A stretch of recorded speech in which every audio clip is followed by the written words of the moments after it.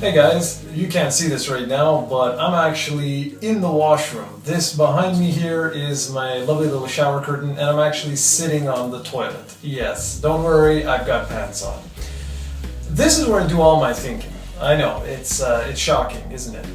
And I just want to talk a little bit about how Nintendo is completely bananas. Steven was like going on and on and on the site telling me, you gotta say how crazy Nintendo's been lately, and they really are. They are bananas. B-A-N-A-N-A-S.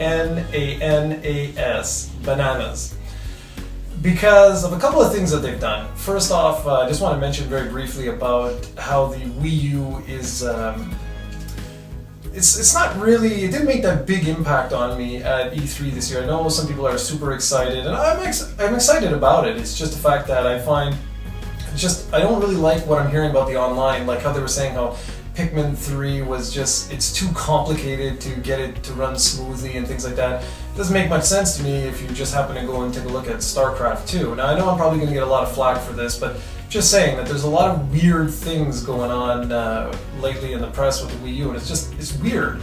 But I really wanted to zero in also on the fact that it just came to light that the Wii U originally may not have had the screen and the gamepad because of a very interesting topic called price. And this led me to think of a few interesting things here. Namely, well, if they were able to keep the screen in on the gamepad and they were able to release it at a reasonable price, well, that sort of begs the question then, well, what did you have to cut? And it's very interesting because I've been reading a lot of the different hands-on impressions and what have you, because I couldn't go to E3 this year myself, and it's been very, very interesting because a lot of people are saying that games like Arkham City just don't have the visual prowess of the Xbox 360 or the PlayStation 3 version. And that's very interesting to me, because obviously we don't know when these games were made, right? So like the Armored Edition, it may have been it may have been only in development for a few months for all we know, right?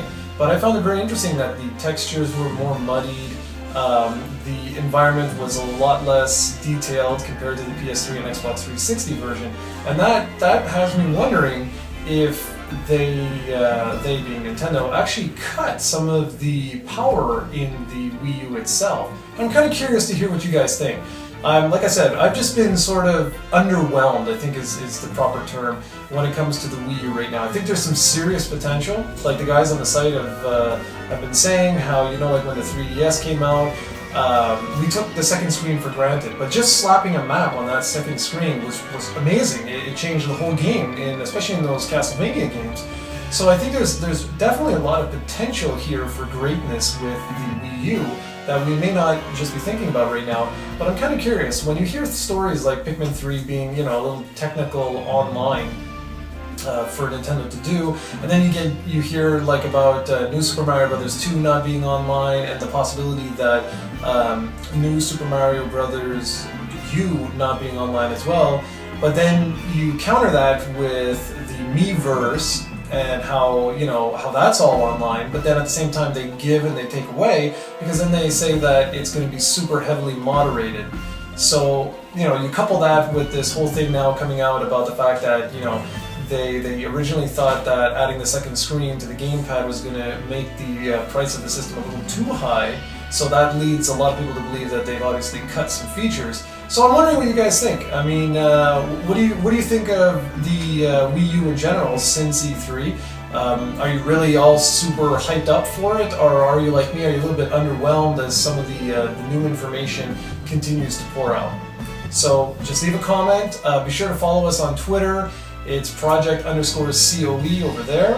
Although you can just put Project COE and you'll end up finding us. And be sure to check out the site, and I promise you guys I'm going to be doing more videos like this, especially in my little wonderful headquarters here, also known as the washroom, because this is the quietest place in the entire place, and it's just awesome. And like I said, I do all my thinking here. The thinking gamer. Alright guys, thanks for watching, and I'll be back very soon with another video.